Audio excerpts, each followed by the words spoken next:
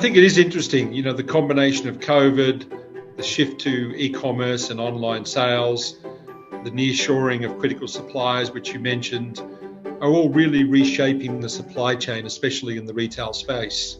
And on top of that, as we've seen at COP26, environmental and social sustainability challenges are leading to a greater demand for greening of the supply chain and higher ethical standards in sourcing.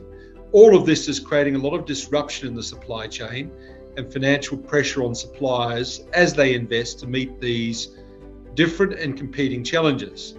I believe that the current environment right now that we're operating in right now has underlined why it is equally important for us to focus on balance sheet, particularly working capital and cash.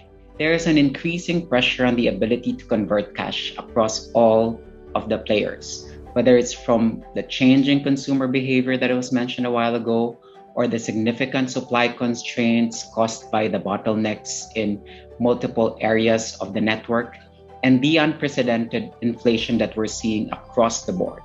Everyone in the value chain is trying to balance all of these balls on this very tightrope.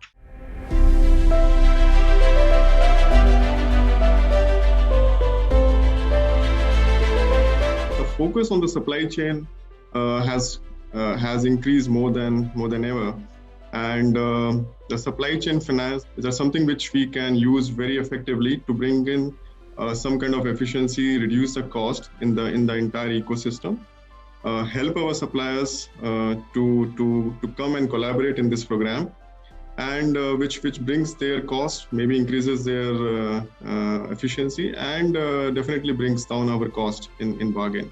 If you go further down the supply chain, there's a high dependency on the back-end margin that the supplier needs to access in order to actually be profitable in the current business environment. Without hitting those volumes, they are unable to actually make a net profit and cash from operations. So that creates a bit more pressure. Sometimes, because we rely a lot in the region here on imports from outside of the region.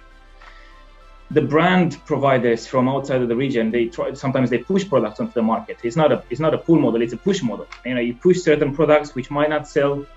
You're forced to try and get certain volumes, and that impacts a lot the margin and impacts also the capital that it tie up. I think the Middle East is developing it's growing, and the internal markets in a lot of countries have changed, right? So in the past, it was primarily focused on importing from suppliers offshore. The domestic markets have grown. There are more manufacturers and SMEs operating in the market itself. There's been not just sort of nearshoring, but there have been efforts by governments to actually develop, local industry, even things like agri production, right, which traditionally wouldn't have been an area that you would have thought about.